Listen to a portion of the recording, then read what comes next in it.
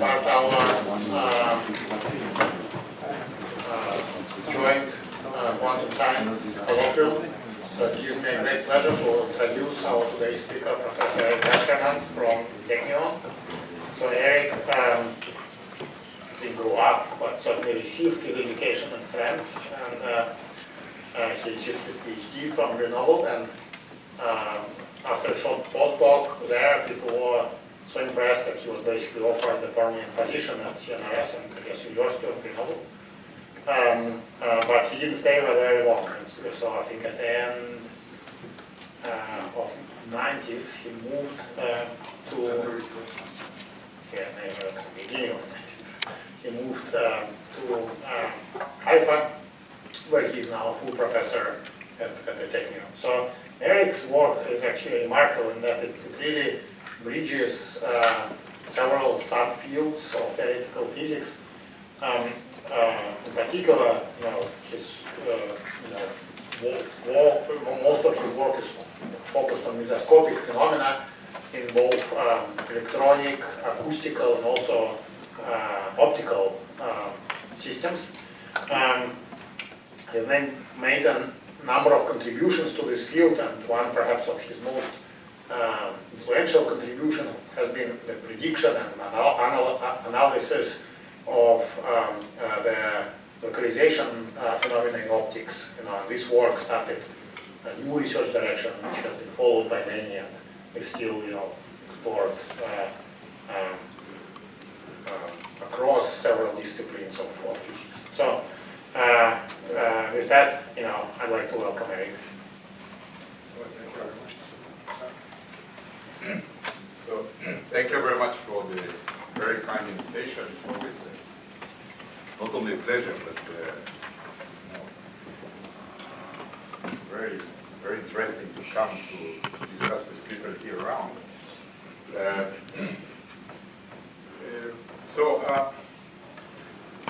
I met a lot of people from different fields here, and each told me, I like very much quantum optics, atomic physics, so we hear about this, so yes. And some others said, yeah, but is there something measurable and measured that you did and that you will present? And another set of people were asking me questions about Chern numbers and all this. So I tried to organize a talk which mixes all those aspects, experiments, optics, quantum optics, and Chern numbers. I'm not sure that I succeeded, but at least I tried. And also I learned today from very interesting people from Misha's group that you have to work to make adiabatic transitions. So I will try also to make adiabatic transitions between the three fields. Do you hear me? It's okay? Or so the topic is, again, is trying to put three talks into one. I know that it's forbidden, but I took it as a challenge. And it will be mostly around topology and fractals, measuring Chern numbers with waves in quasicrystals. So, so there were a few works on this, and it's mostly work that I did with experimentalists. So Eli Levy is an experimentalist at the Technion and the Raphael. Jacqueline Bloch and Dimitri Tanez are experimentalists on polaritons in France at the Marcoussis, and Evgeny Gurevich, postdoc at Technion. Okay, so to start, to give some motivation, I would like to say that there are a large variety of problems that are conveniently described using spectral classes. So spectral classes, in fact, there are three kinds of spectra that we encounter usually. Two of them we teach them at Noseum. This is the continuous spectrum, also called absolutely continuous spectrum. The point spectrum, also called discrete spectrum. And those are easy to play with. And there is 99% of the rest, which are called singular continuous spectra, and this usually we don't teach about them because we know very little about them. But there are a number of problems which in fact are very, for which those singular continuous spectra are extremely relevant. Anderson localization, quantum and classical wave diffusion, quantum mesoscopic physics, and topological features of systems such as quantum Hall effect are certainly part of this list. So now the question is, what about the fractal spectrum? Okay, so as I said, today's program is made out of 3 different topics, but related through this fractal spectrum business. One will be spontaneous emission from a fractal quantum vacuum, then an experimental study of the Fibonacci spectrum using polaritons, and third part will be topological features of such Fibonacci chains, quasicrystals, and getting Chern numbers from scattering. So again, it's extremely packed. I'm not sure that, so it will be very quick, very rapid. But at least it has an interest that the 3 parts are absolutely independent, so you can just fall asleep in one of them and just wake up. You will not lose anything from the rest of the movie. Okay, so part 1, a problem to warm up.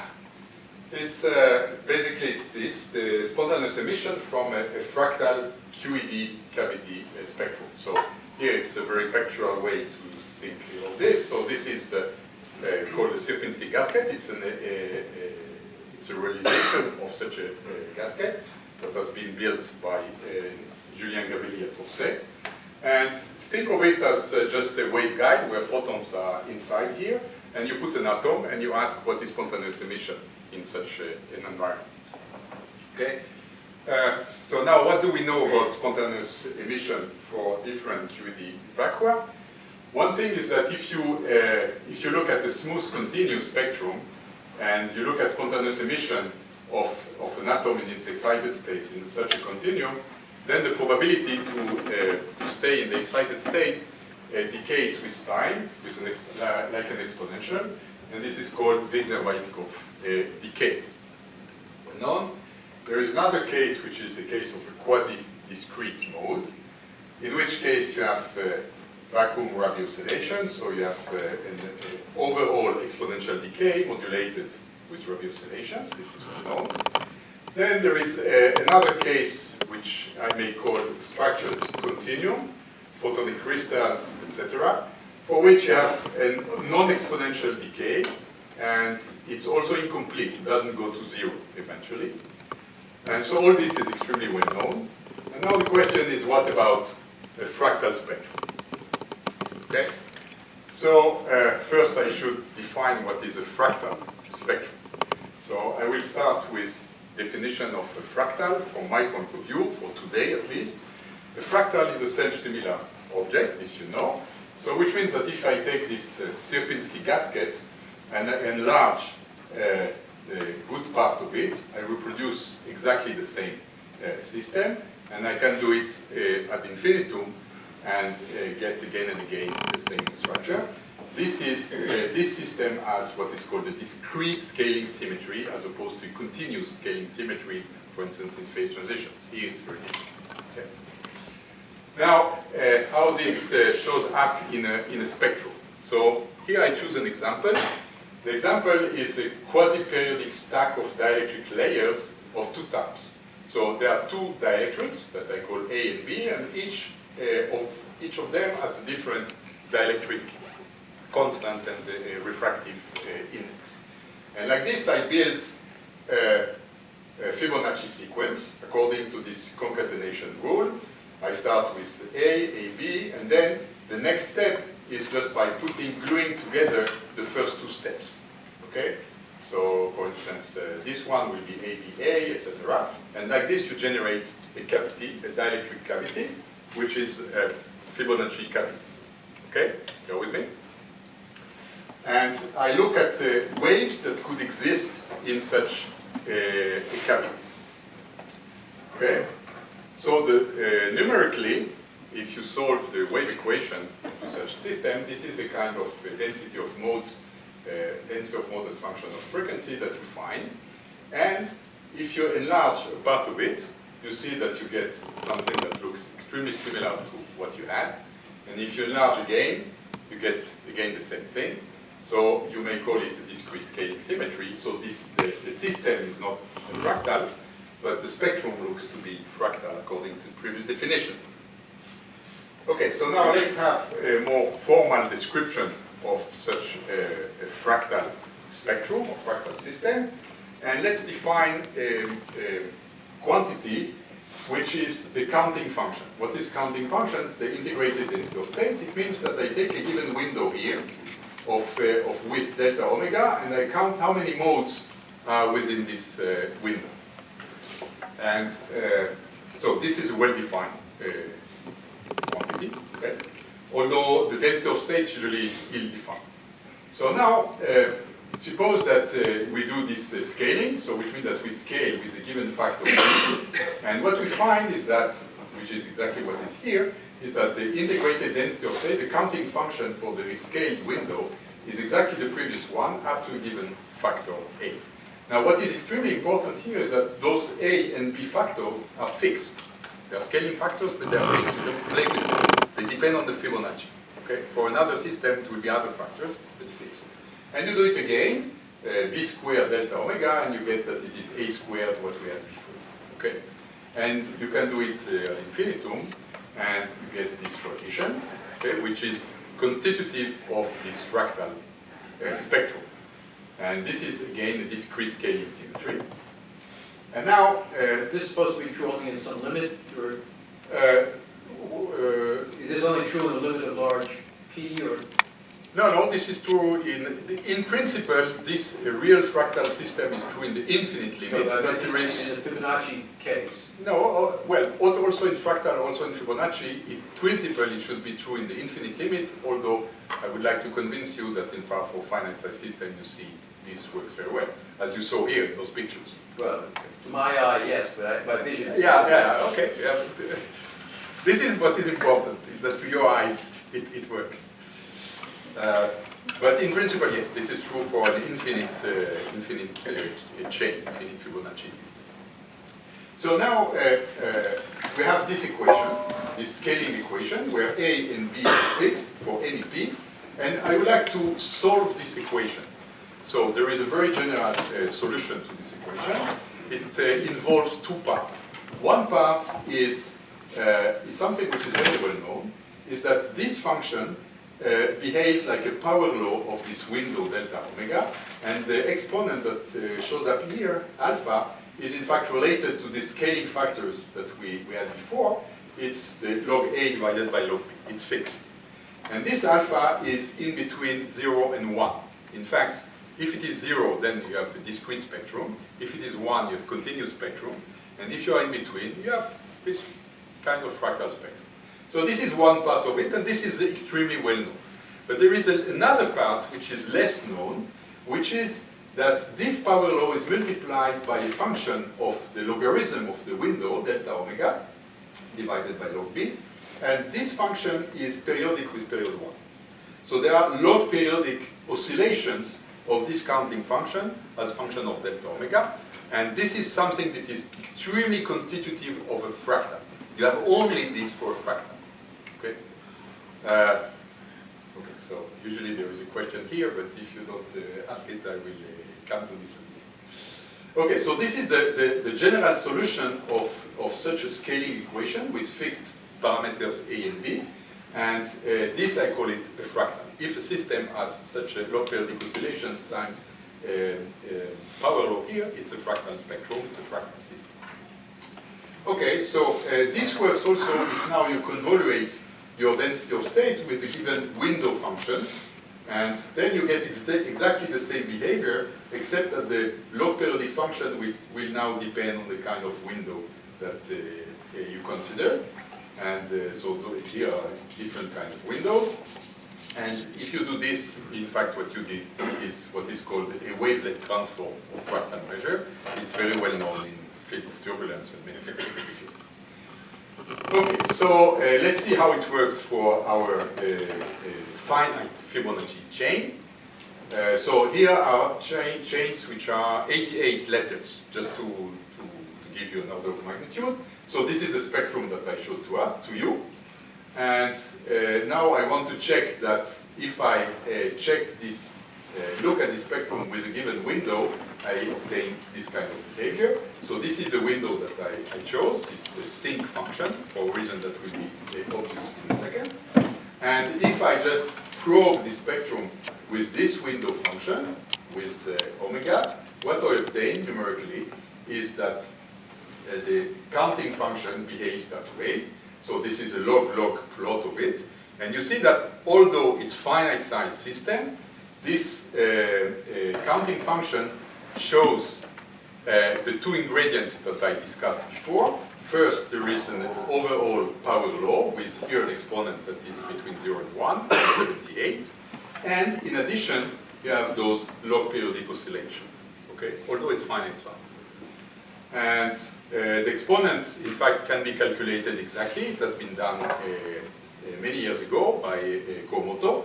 And for this kind of system, the theoretical value is this, so you see that it's very close. So there are things like that.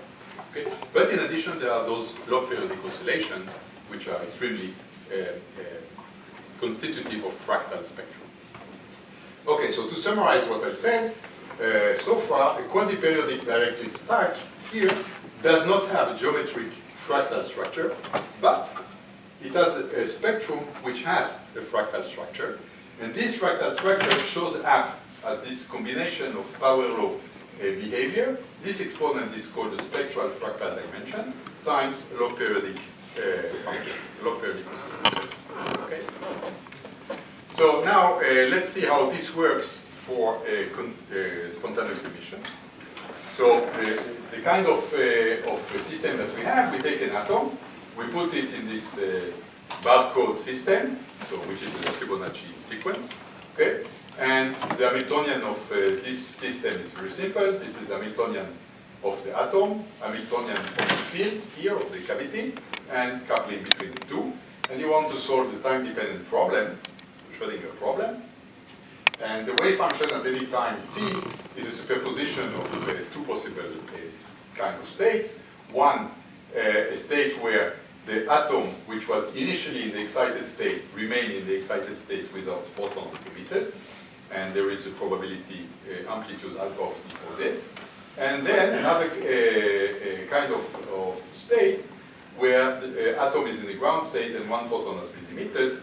And this is with the probability amplitude beta. And now you have to sum over all possible modes that exist here. So the fractal structure enters here. Okay?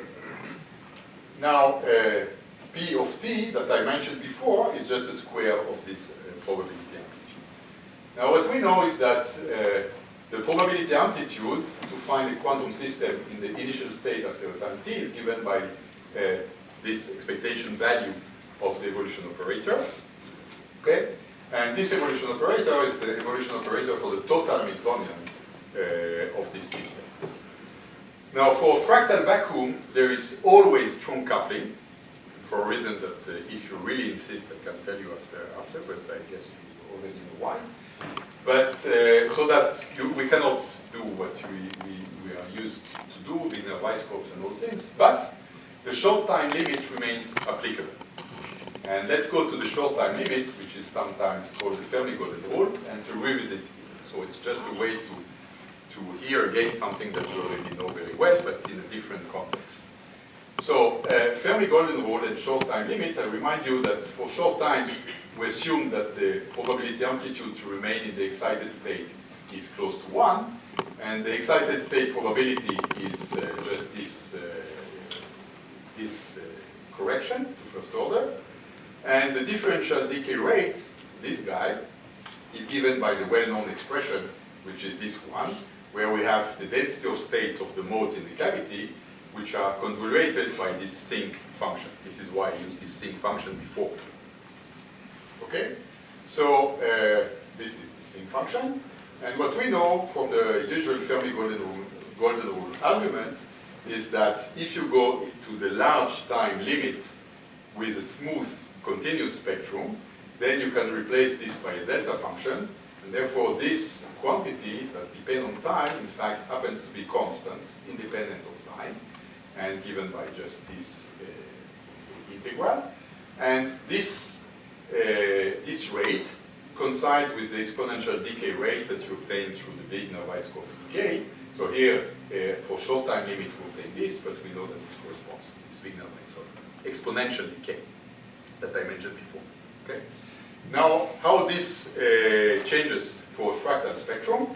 For a fractal spectrum, we have exactly the same kind of expression, but now we have to probe this spectrum instead, and we know that it's not a delta function anymore, but instead we have this convolution of the density of state with this sinc function, and we know that it should behave like a power law times a log periodic oscillations.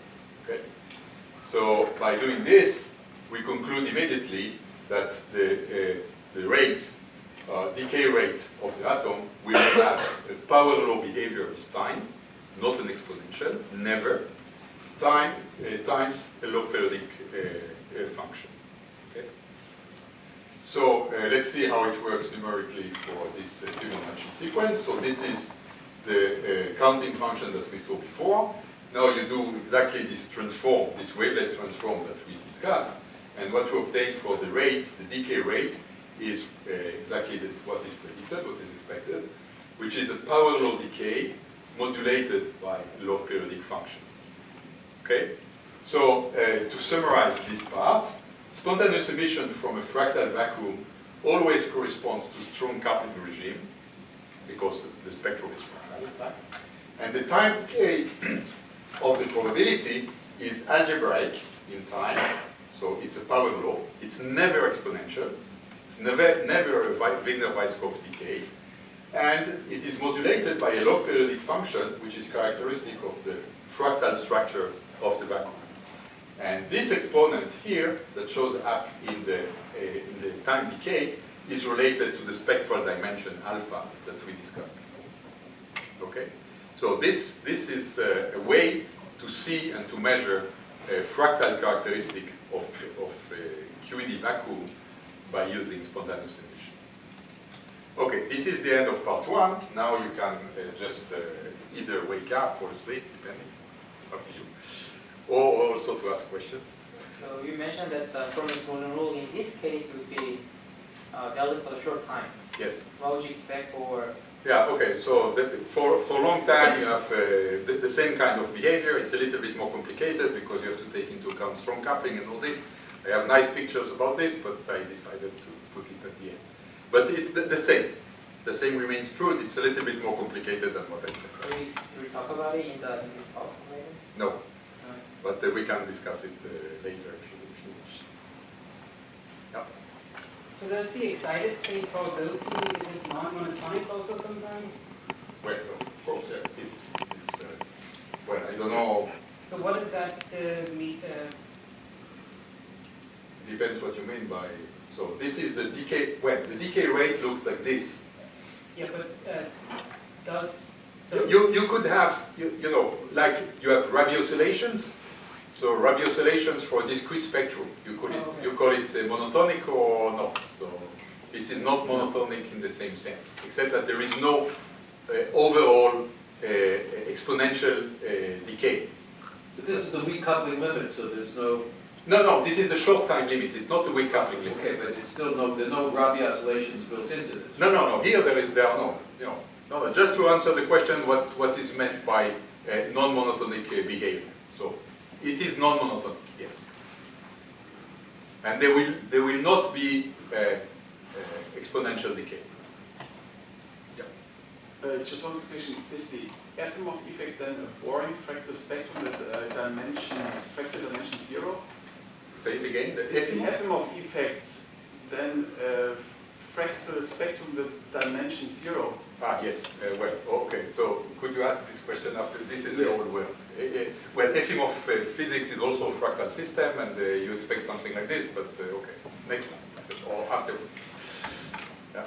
So when you say short times, with respect to what? What physical number of it? Well, it's short time was here just to. It's not really good to do short time. It was just to show you how Fermi golden rule argument is modified because you have this fractal spectrum.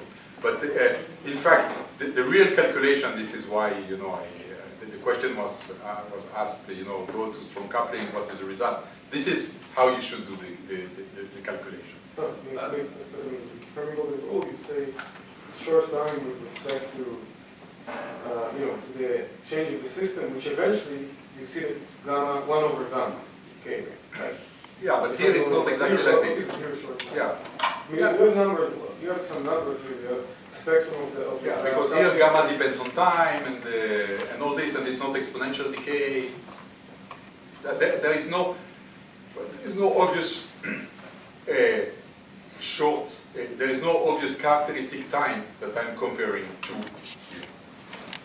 Okay, not obvious. There is, but so because the spectrum has so many parameters that have units of frequency, it's not obvious. yes, because yeah. Gamma here is the decay rate, not the probability of decay. Yes. So the decay rate is increasing in time here with some modulation. Yes. There's no negative, in terms of oscillations, with Rabi oscillations, you would find that you get negative gammas. Yes. But that's So here- not present here. No. Here the decay, again, the decay is that this is the probability, decay probability. So you say it decays algebraically, it's fine. Not exponential. No, but any oscillation, With there's no oscillations in U. There's only oscillations in the derivative of U. Yes. Okay. Right. Yes. Absolutely. Um, Still two parts, I guess. Are you assuming here that the density of states is at the part of the spectrum where there are those sharp spikes, or Yeah, how would this be modified if you were? In fact, I'm never using the density of states because it's an ill-defined quantity in that case. The only thing that plays a role is this integrated density of states that is well defined. I just wrote those equations in terms of density of states to make it more familiar with the usual argument. But density of state is an ill-defined quantity, and you don't need to use it. You just need to use this integrated density of states counting function. Okay, so part 2. Now I will present an experimental study of such a fractal energy spectrum for the case of cavity polaritrons that live in a Fibonacci quasi-periodic potential. So this is this work that has been done at the Jacqueline Bloch group in Marcoussis in France. And now we still use this Fibonacci system, but now it's not a dielectric like this. It's a polariton gas that is a two-dimensional gas that lives in a section of, so here there are 3 samples in a section of such a sample. And the boundary of this potential is built as a Fibonacci series. Okay, so we have 2 types of worlds, A and B as before, but this corresponds to this kind of potential. Okay, so this is a potential that you see here. Here you have typical distances to characterize this potential. So the distance of letter A is 1.3 microns. So here again, it's important to say that we are dealing with finite size systems. In that case, the system is 233 letters. Okay. So again, we build this sequence using concatenation.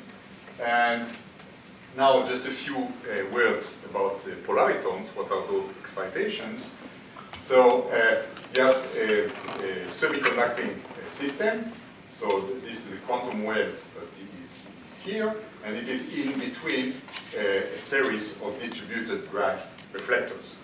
So cavity polaritons are quasi-particles that arise from the strong coupling between an optical cavity mode, photon if you prefer, but it's just a classical mode, and a confined exciton with a flat band. Okay? And this quasi-particle is called a polariton, and they were promoted a number of years ago by Claude Weisbusch, and today it's a very interesting tool to use. And cavity polaritons, for the sake of what we have to say today, you can view it as just photons with a mass that obey Schrödinger.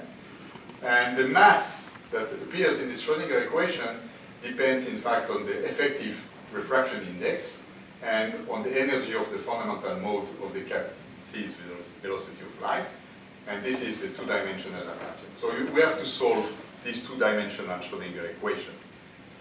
Now, we could do it in this two-dimensional system numerically, but for all what I said before, we prefer to do it in using an effective one-dimensional system where we have to just calculate this potential V of x. Okay, so it's possible if you just don't have to look at the higher excited modes, then you can have this effective one-dimensional system.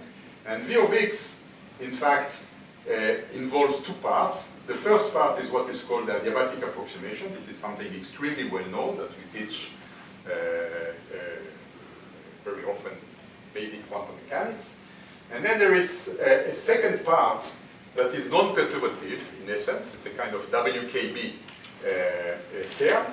And this is an unusual term, usually. And you see that it's even singular if you have steps which are very sharp, which are just a theta function. So this is a divergent contribution. Okay? So, but this is an extremely important correction, this non-perturbative term. Okay? So this is the potential that we calculated. And so another advantage of cavity polaritons is that they allow for direct time and energy result measurement of the excitations, both in real and momentum space. So I will discuss on the momentum space, but this is a real space image of the wave function, of the probability. And you see that really you can just measure. This is an experiment. Okay? So this is the space. This is the Fibonacci system. And here, for different energies, you have different wave functions, probability, and you can just measure them, and you can compare this with the calculations. It works very well. So, for instance, you can study wave packet dynamics here very easily. Okay, so now what was measured is typically the spectral function E of k, the dispersion. Okay, this is k, this is energy, and the way that it is measured is by fluorescence. So you excite this system by external light, and the polaritons here, they are excited, and they are emitting a photon, fluorescence photon, and you measure this photon, and the angle where this photon goes out, theta, tells you what is the k in plane of those polaritons. Okay, there is one-to-one correspondence between this angle and the k, the momentum of the polaritons. Okay, so this is typically what we measure, but we would like a quantitative description. So to make a quantitative description, again, we use this effective 1D model. This potential V of x here involves two parts. So this is the system that we have, I remind you. So there are two parts. One part is this function that tells you that we have a quasi-periodic order. Okay? So this function is called the characteristic function, and it tells you that you have either 0 and 1, depending on this quantity sigma, which is the golden mean. Okay? So this takes into account the quasi-periodic order. Now there is another term, this one, that takes into account the shape of each letter. And this is the quantity that I showed just before. And this is the total potential. It's a quasi-periodic potential with a shape of each letter that is buried in this guy. Okay? So now, when you plug everything in, what you obtain is the following. Here, this is the experiment of energy as function of k, 233 letters, as he said, and this is the theory. So you see that it works very well. We are very happy when we see this. You see that the bands are exactly where they should be, and the gaps are exactly where they should be. And this is the spectrum. This is the dispersion of this quasi-periodic polariton gas. Okay? And now I insist that in order to get such a good agreement, excellent agreement, you need to add this non-perturbative correction. if you want just to stop at a qualitative picture and saying, look, you know, there are gaps, mini gaps, and all this, then you don't need this correction. But if you want a quantitative description, then you need this guy. So here is the reason why it's like this. So on this plot here, this is the spectrum that just you saw, that is calculated either exactly using a 2D numerical diagonalization of the system, or the 1D effective potential with this correction. So it's exactly the same. It gives exactly the same. On the right panel, it's the 1D calculation, but without the perturbative term. And you see that it looks the same, but in fact not really, because the gaps are not really at the same place, and there are even places where there are gaps, but here they do not show up.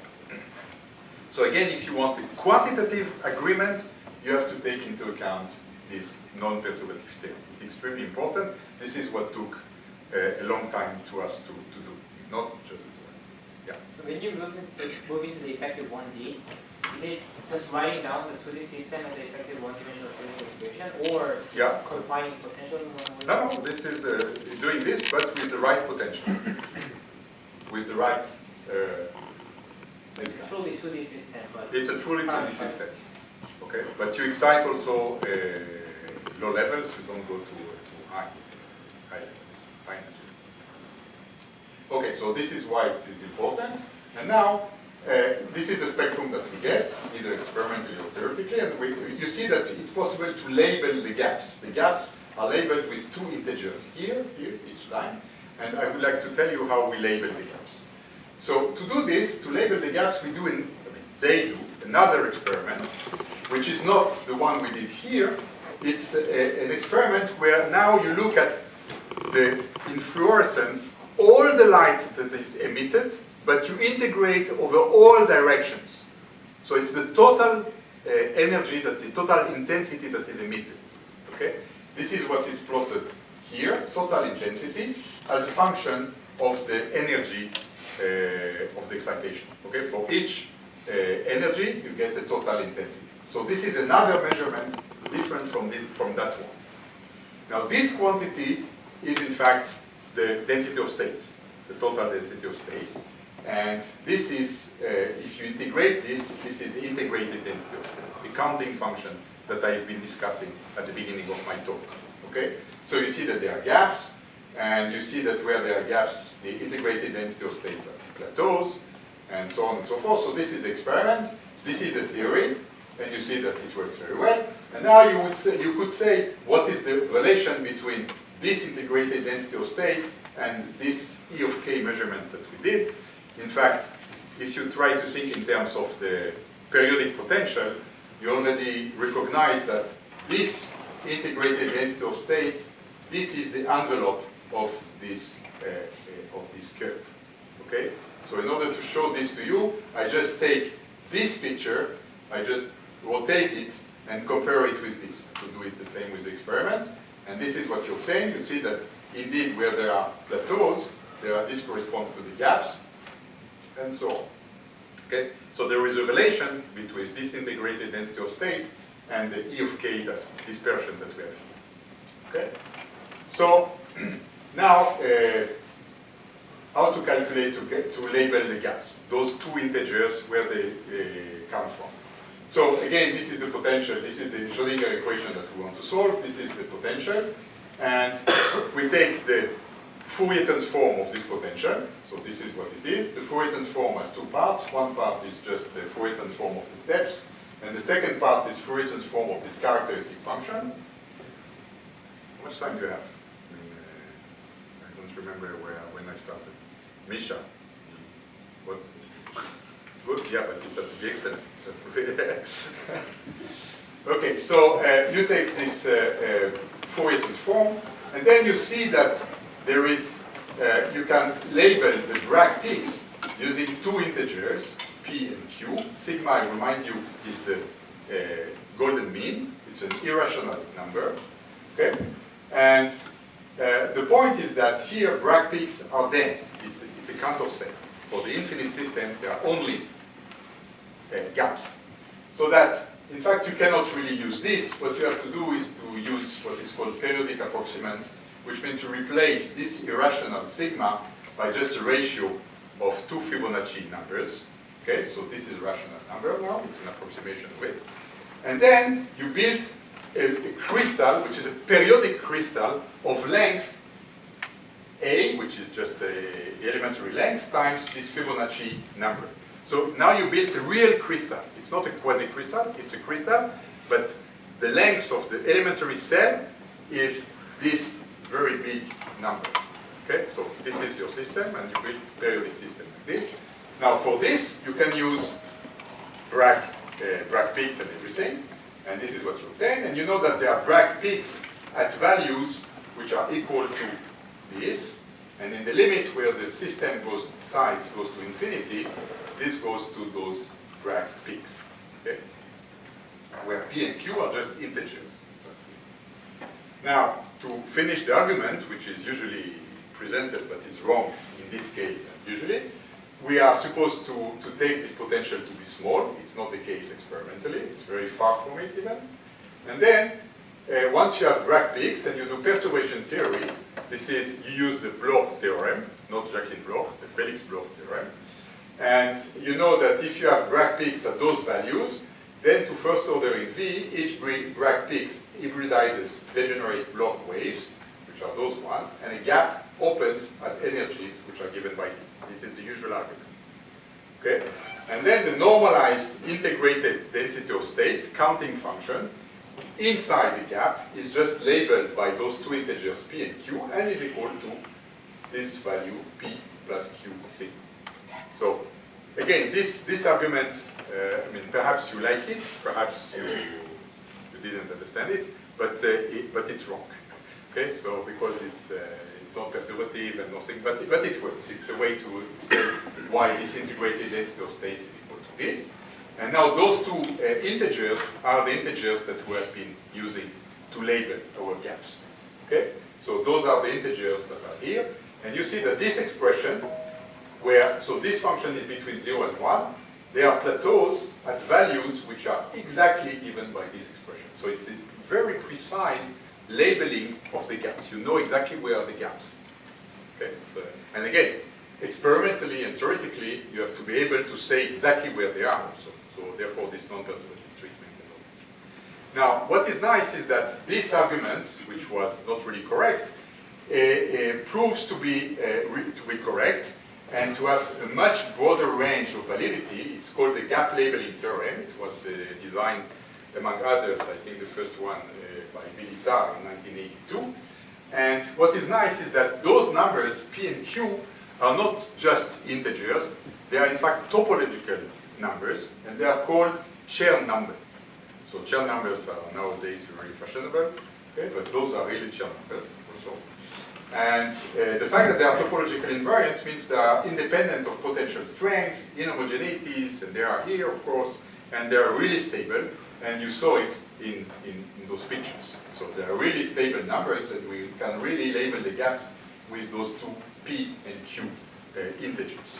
Okay, so now there is a last thing that I promised to you. I said that if the spectrum is fractal, then the counting function should have a log periodic component. So let's see if it exists experimentally with the polaritrons. So this is the logarithm of the integrated density of states in terms of logarithm of the energy. And you see that indeed, it's not just a power law. It has, so it's log-log plot. It has one oscillation, two oscillations, and almost three oscillations. So you see this log periodic, those log periodic oscillations. And I think it's the very first time that those log periodic oscillations have been observed experimentally. So this is just the real indisputable proof that the spectrum of Fibonacci system is fractal.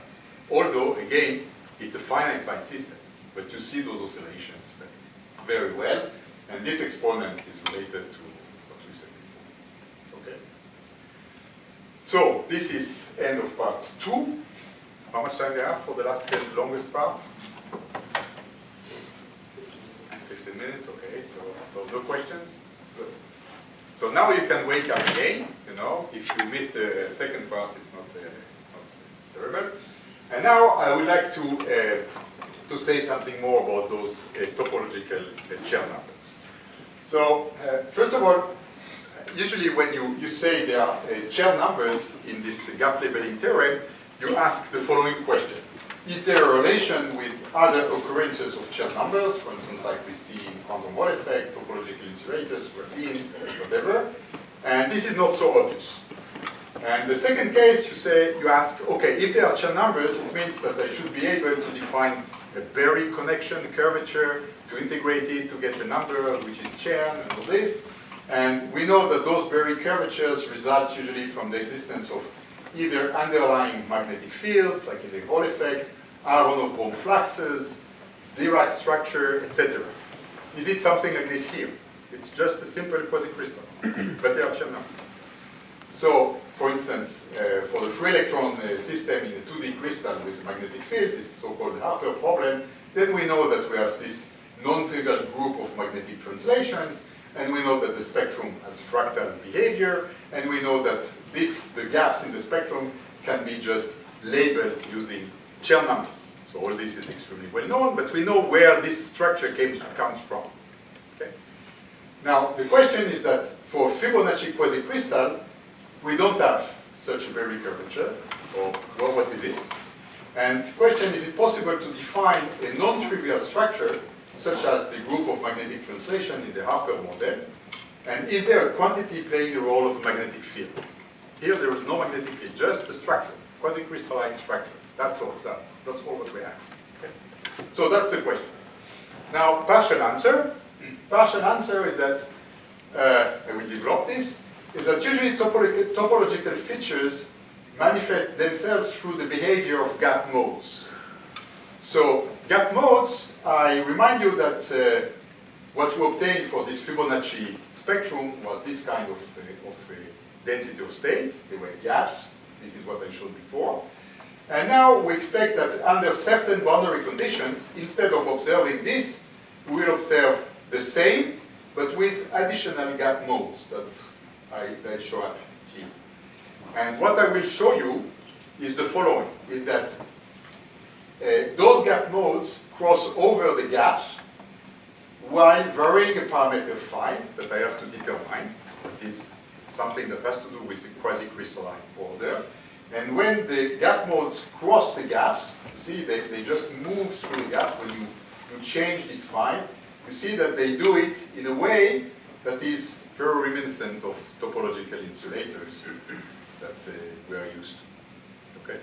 And now what the rest of my talk will be just to see that there is such a parameter phi, and this behavior of gap modes is strongly related to the Chern numbers. It's in fact a measure of the Chern numbers. Okay? So in order to understand this, to understand the existence and nature of gap modes, I have to discuss, to present different equivalent ways to build quasi-periodic chains. There are two of them. I mean, there are more, but I'm interested in those two. And they are the following. So it's very simple. It's extremely simple. One is called characteristic function. So now forget all what I said about quasicrystals. Just look at this. Look at this function. This function is very simple. Here, this is the golden mean, the inverse golden mean. I call it tau now, tau minus 1 instead of sigma before. And I look at this combination of cosine of 2 pi n divided by this golden mean plus some phi minus cosine pi divided by tau. And I look at the sign of this. The sign of this is either plus 1 or minus 1. If it is plus 1, I call it A. If it is minus 1, I call it B.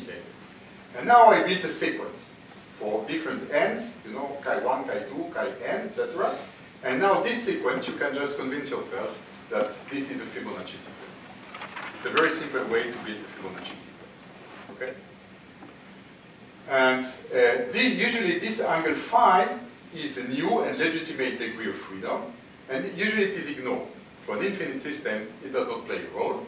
And when phi is not ignored, it was observed, it is considered a nuisance. But here it is not. Here it's very important. Okay? So this is characteristic function. Now there is a second way to build a quasicrystal that is called cut and project method.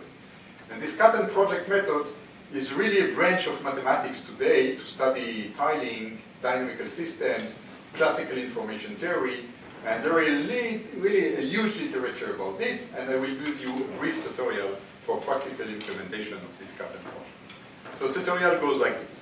You take a 2D lattice of points, Z2 like this, and you consider just a line, straight line, of equation this, where B is the slope of this line, okay?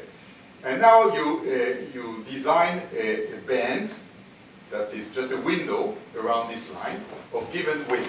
The width is not extremely important. If you want to ask at the end, but believe me, it's not very important, okay? And now what you do, you count all the points which are inside this window, okay? They are here in blue, okay? And the third thing that you do is that you project each of those points on our initial line, like this, you see? Like this. And now you look at the possible distributions of distances between neighboring projections. Okay, now I could ask you how many possible distances exist. So the answer is that there are only two. It's surprising, but it's also true. Okay, there are only two, and it's independent on the width of this window. Again, what you do, you project on this line, and you look at the distances which are here. This is one distance, another distance, another distance. And there are in fact two, short and long, I will call them. When it is short, I will call it B. When it is long, I will call it A. Okay, and like this I generate a structure. Okay? Now, there are only what I said, and now there are different possibilities. Suppose that the slope, the initial slope here is a rational number, 2/3 here. Okay? Then the structure that you generate is a periodic superlattice, this one. Now suppose that the slope is an irrational number. For instance, the golden mean, inverse golden mean. Then what you generate here is a Fibonacci sequence. Exactly. Okay, so it's another way to generate a quasicrystal. It's called this cut and project. Nice? I think it's nice. And now I would like to compare those two ways of building quasicrystal, this characteristic function that we did, and this cut and project method. And in fact, in this cut and project method, if you remember here, I said that there is a slope and a constant term that tells you where is the origin. And in fact, this constant term is nothing but the phi variable that we had in the characteristic function. Which means that varying phi in the characteristic function here is like taking this slope and moving it along this y direction. Okay? Changing phi is just taking this and moving it here. So if you look at an infinite system, you can move it here wherever you want. You will generate the same infinite Fibonacci chain. But if it is a finite chain, then you will get a Fibonacci segment, but not that there will be different Fibonacci segments. Okay? So this phi, this parameter here, that was an innocuous parameter for the infinite chain, will play a role for the finite chain. Okay, so now we understand the meaning of this phi. Okay, and how it works. So first of all, for each value of this phase, delta phi, I call it delta phi, it accounts for an existing segment of the infinite chain. So if you take the infinite chain, you can look at segments of size n, and if you for a given value of phi, there is a segment that exists along the infinite chain. Okay. Second, delta phi is 2 pi periodic. After a 2 pi change of delta phi, you get back exactly the same finite sequence. And now the last thing is that delta phi corresponds in fact to a translation along the chain. So let's see it. So this is the point where I start losing people. I hope not too much. So again, here we generated this sequence. And when moving the chain along that direction, when changing delta phi, you see that I will have points that will go out of the band. So for instance, if I move this in that direction, I will lose this point. But there will be other points that will enter. So I will change this chain, this Fibonacci chain. Now you may think that for a given delta phi, I could have many changes in the chain. And it's not true. In fact, for each value of delta phi, you have at most one change, one structural change. And the changes are such that you exchange an A and B letter. That's it. So here this is B is black, A is white. So here you see you have two A. This is what we have here. The B and A and B. And this is after changing phi, we get this new system where there is one structural change here. One. Okay? So this is typically how it looks. Now, I told you that this is 2 pi periodic, so this is the chain that I had for delta phi equal to 0. This is the chain that I have for delta phi is equal to 2 pi, and you see that it's exactly the same. So it's 2 pi periodic. And I say that it corresponds to a change of delta phi corresponds to a translation along the chain. And you see here that I started from here, I changed delta phi here, and I have just a translation by one letter along the direction of the chain. Okay? So this is how it works. And now this is the total variation for 88 letters chain, 88. And you see in fact that, so there are all the changes. And what I said before, for each changes, for each value of delta phi, so here you have a cut, you have at most one change. You have either one change, one structural change, or 0. You cannot have 2. Now, if you look just at the changes phi after phi, it looks kind of erratic, random. But if you look at the total change of structural changes, you see that there is a structure. Okay? And here, it's even number as function of delta phi, and you see that there are steps by one, only by one. Only one single structural change for each value of delta phi. Okay? So now, question, which was the initial question, is there symmetry of the Fibonacci chain that we grow when scanning this phase over a period? You remember that what we asked at the beginning, is it possible to define non-trivial structure such as a group of magnetic translation in the Harper model, etc.? And the answer is yes, and the symmetry is palindromic symmetry. What is a palindrome? Palindrome is just something that is symmetric, that was symmetry center. Okay? And what I'm saying is that now scanning the phase delta phi drives the change through a palindromic cycle. So I define a quantity which is deviation from palindromicity. So this function just compares first half of the chain and second half of the chain. If they are the same, this function is built to be 0. And if they are different, it's fine. And you see that now when I plot this function for my Fibonacci chain between minus pi and pi over a period, there are always 2 points at which the chain is exactly palindromic. And this is always true for any size of the chain. So there are always 2 points for which a chain, a quasicrystal, is exactly symmetric. Okay. Still awake? 5 minutes? Okay, so now, are there spectral consequences of the structural properties? All what I said so far are structural properties. Now I would like to say if I can see it in the spectrum. So we already discussed the spectrum at length. And the first answer is no. There are no spectral consequences because we discussed the spectrum, we measured it, and I never said that it's palindromic or not palindromic. But in fact, it's almost no. And this almost is all where is topology. So, what I said, we already calculated and measured the spectrum. This is the spectrum that we obtained. We saw that it looks like this, that the integrated density of states look like this. It exhibits log periodic oscillations, everything, and it was absolutely independent of the phase delta phi. I never mentioned that there is such a thing, delta phi. And I discussed and I described everything.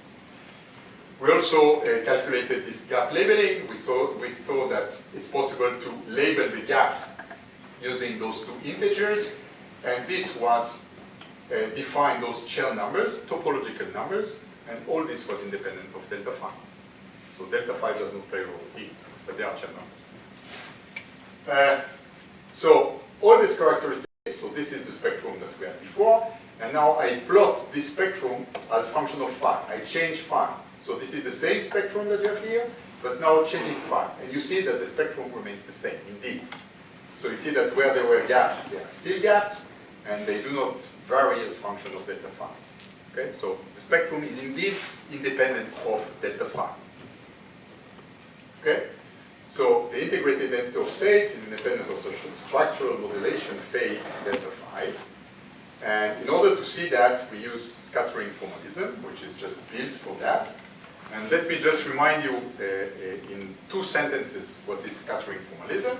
Scattering formalism, first of all, it offers a general and elegant framework to study spectral properties and also transforms through what is called Landauer approach. And suppose that we have a one-dimensional system, which is the case here, and this is our one-dimensional system. This is our Fibonacci, and you probe it with incoming and outgoing waves. Okay?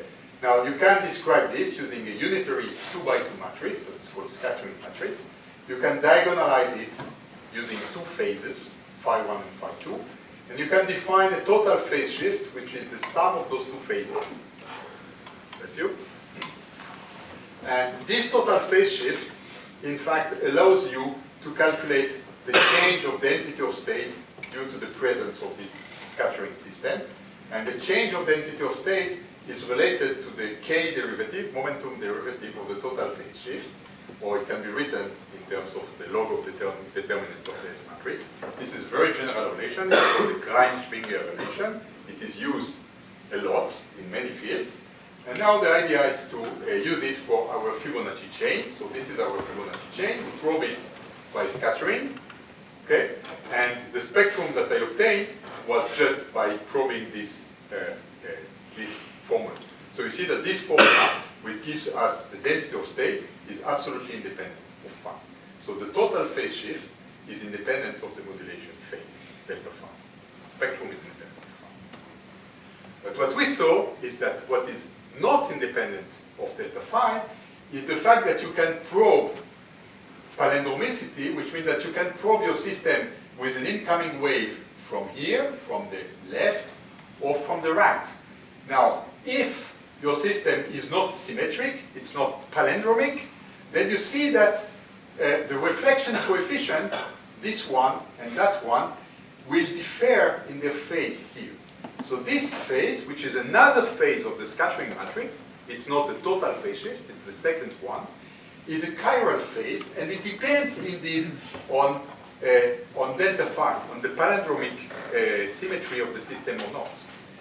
And you remember that this was our structural deviation from palindromicity, and now what is plotted is this alpha as a function again of delta phi. And you see that indeed this chiral angle goes exactly like this deviation from palindromicity. Okay? So this second phase of the S matrix contains something that has to do with this palindromic symmetry, with this phase phi that we identified before. So how to observe this chiral angle delta phi? Since we cannot use scattering states, because we saw that they are independent of delta phi, we have to use edge states. So edge states, we just create those edge states, and we impose a boundary on our Fibonacci, so we impose a mirror. But this system is not a scattering system. In order to make it a scattering system, in fact, we unfold it like this, and this system now is a scattering system. So we can use it using this S matrix and all this I said before. Okay? So now I'm sorry, I'm going to, so it's almost finished, but going very fast. So now this structure is not a Fibonacci. Okay? It's not a Fibonacci. There's no reason to be Fibonacci. Therefore, it displays additional modes in the gaps. And here are the modes. So for 2 different values of phi, you see the modes here in the gaps. So there are additional modes, which are edge states, and they show up here, you see. And the gap locations remain unchanged with respect to the original structure. You see that the gaps are here, and they are the same as without this effect. And frequencies of the gap modes depend on the modulation delta phi, which means that if I change delta phi, you see that the spectrum remains the same, but the edge states, they move through the gaps as a function of phi, and they move differently. Okay, we're almost there. So here I think is one of the most interesting picture. So again, this is our palindromic cycle. We change delta phi here on the period. We have those modes. And here is the spectrum that we had. And here are the motion of the modes. So you see that in this gap, the mode, the edge states are going that way. That way, they disappear. And then that way, disappear again, that way. So this is what you see here. Okay?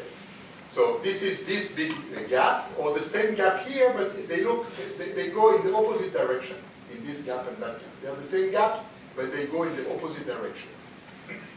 Now if you look at the smaller gap, you see that you have also edge states that cross over, but they cross over with a much shorter period. Okay? And so on and so forth. Each gap has edge states that cross over differently, with a different sign and a different period. Okay, when changing delta phi. So, and another thing that you see is that when you are at palindromicity, which means when the system is symmetric, then there are no edge states, no gap modes. They all disappear in all the gaps. Suddenly, for all gaps, no gap modes. If you are at this value and that value. Okay? Twice in the period. And now the nice thing is this. You remember this integrated density of states. Remember that we can label each plateaus using integer numbers.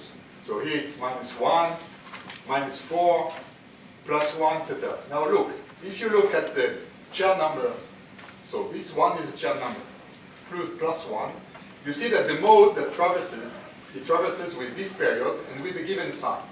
Now here we have the Chern number -1. And look, the mode crosses over exactly with the same period, but with a different sign. Okay? And here you have Q equals to -2, so you see that the period is twice smaller. And +2, it's also the same period, but with a different sign. So in fact, the way that the edge state crosses the gaps is a direct measurement of the Chern number that was calculated for the infinite system. This is the moment that I expect from the people to say, wow, this is key. Okay. Okay, so again, those Chern numbers that describe the topological behavior of edge states in the gaps when changing the structural phase angle delta phi. So we just changed delta phi, and you see how the modes crosses the gaps. And now there is a relation between the Chern number and the S matrix. So as I said before, this chiral angle alpha, which is the second phase of the S matrix, depends on delta phi. This is what we saw here. And this chiral angle is related to the phases of the S matrix, those two phases of the reflection coefficient, by this relation. And in fact, this chiral angle depends on the Chern number in the gap, on the frequency in the gap, and on the structural phase angle delta phi. So here, this is this alpha plotted for Q equals 1, Q equals 2, and you see here, this is alpha in the color code as function of phi and k. And you see that alpha almost does not depend on k, but it depends on phi. So when we are here, alpha is just equal to 0, the chiral angle, we are at palindromicity. Whereas when we are here, it's maximum value, and this corresponds to a Chern number equals to 1. And this corresponds to Chern number equals to 2, etc. And so what we saw is that simply the Chern number Q is the winding number of this chiral phase that is built from the S matrix. So the winding number of this chiral phase is just exactly Q.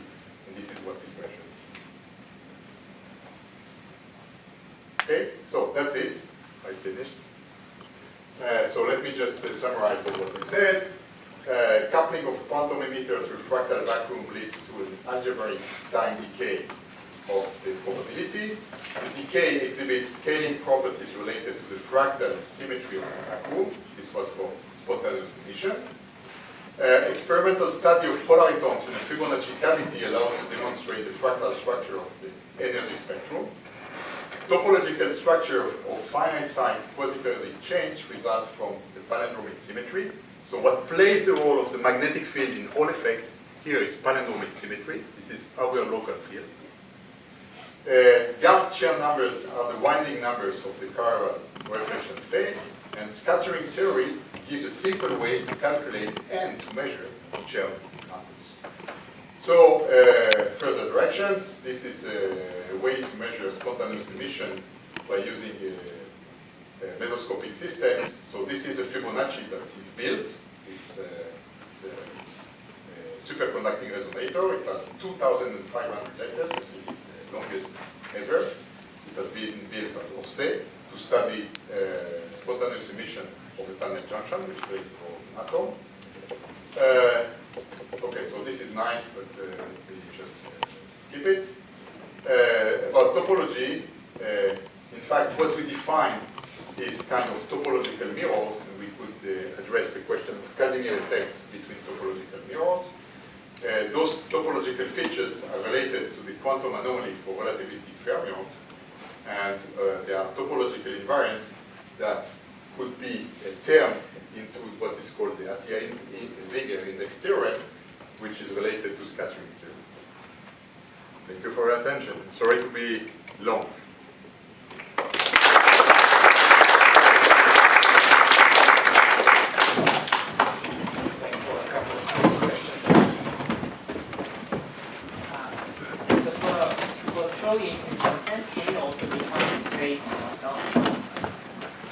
Which phase is alpha?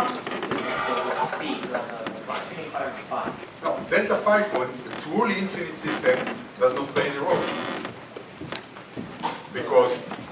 Because this an infinite chain is Fibonacci, and it is palindromic. It is always palindromic. This is even a theorem that the infinite quasicrystal, infinite, this is even true for penrods.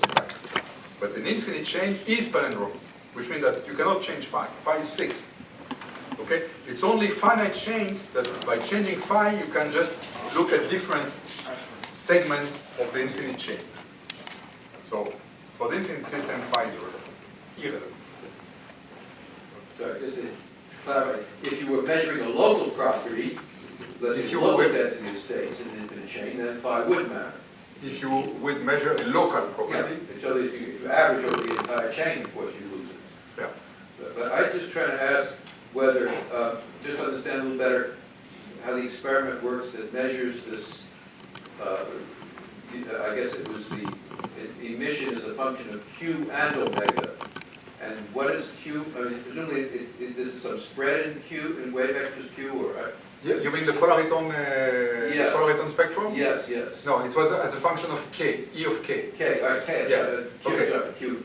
Yeah. K is wave vector, yeah. Yeah, Q here is a Chern number. Excuse me, yes, sorry, excuse me. What you measure in the far field, Fraunhofer limit, you measure the fluorescence light. And so it is at a given angle. And there is a correspondence between this angle and the in-plane K vector of the excitation, of the polarity. Okay, So but I it's just- spread out, so given omega has some spread in K. Yes. It's not sharp. Yes, yes, yes. Yeah. And it just, okay, look, I couldn't tell whether, I mean, in your calculations also, it wasn't clear whether the spread in K was some resolution in No, the... there is spread in K. Yes. Absolutely. Maybe a quick question. So, I guess, things like, for example, Chern numbers associated with quantum Hall effect. So they feature a certain kind of robustness, right? So, for example, if you have some disorder, these things are. So, I wonder to what extent this type of phenomena have signatures. In particular, what if you have some defect? Yeah, it will not change the chance. Because But what it will change the initial lifetime, right? Well, yeah, I mean, You're not, so for example, these things are not robust with respect to disorder in terms of scattering. no. If you, so first of all, experimentally, the chains are not perfect at all.